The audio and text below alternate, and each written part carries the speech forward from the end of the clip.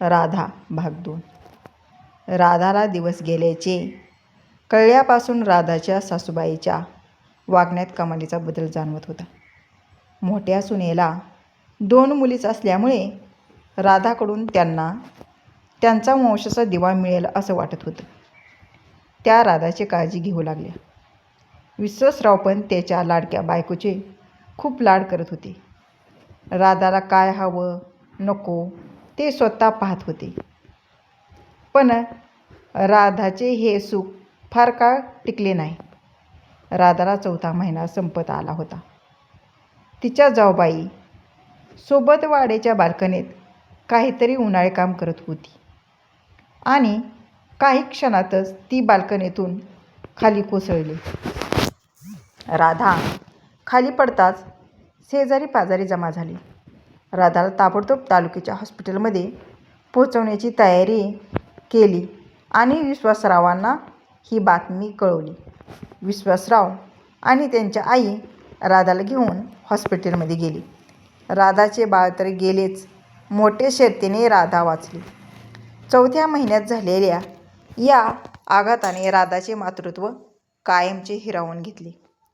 पोटावर जबरदस्त मार लागल्याने तिचा जीव वाचवण्यासाठी डॉक्टरांना हा निर्णय घ्यावा लागला होता.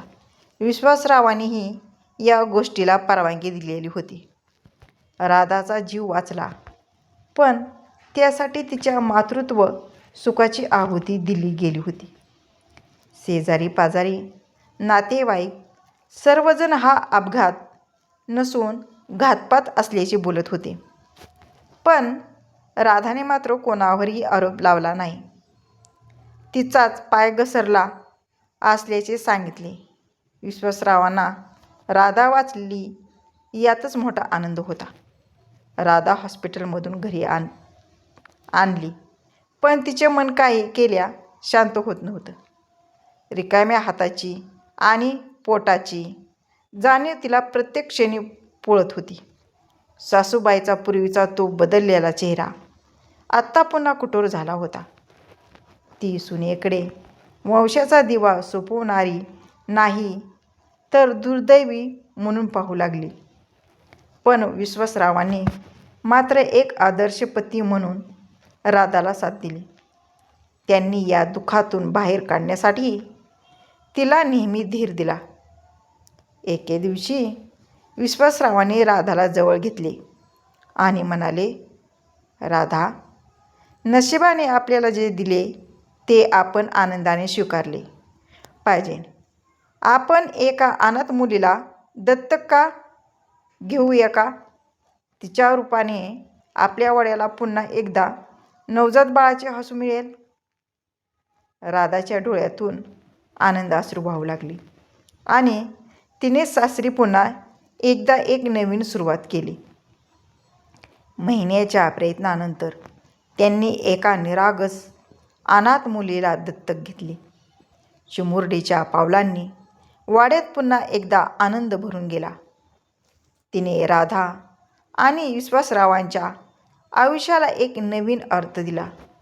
सासूबाईच्या मनातही हळूहळू बदल झाला आणि त्या मुलीवर आपल्या नातीसारखे प्रेम करू लागल्या. वाड्याची उदासी कायमची निघून गेली. वर्षे भराभर उलटली आणि ती दत्तक घेतलेली चिमुरडी आता समजदार तरुणी बनली होती. तिने राधाच्या रिकाम्या पदरात केवळ आनंदच नाही तर संपूर्ण कुटुंबात नवी ऊर्जा भरली होती. तिचे बोलणे, तिचे वागणे सारे काही राधाच्या दुःखावर मलम लावणारे होते. राधाच्या सासूबाई, ज्यांनी एकेकाळी राधाला दुर्दैवी मानले होते, त्या आता या मुलीच्या प्रेमात पूर्णपणे बदलल्या होत्या. त्या मुलीवर आपल्या पोटच्या मुलीसारखे प्रेम करत. घरामध्ये प्रत्येक सणावाराला तिचे हास्य गुंजत असे आणि त्या आनंदात राधाचे सर्व जुने घाव भरून निघाले होते. या प्रवासाने राधाला हे शिकवले की मातृत्व केवळ जन्माने मिळत नाही तर ते प्रेमाने आणि संस्कारानेही कमवता येते. आजचा व्हिडिओ कसा वाटला कमेंट करून नक्कीच सांगा. व्हिडिओ जर आवडला असेल तर व्हिडिओला लाईक करा, शेअर करा आणि सबस्क्राईबर करायला विसरू नका.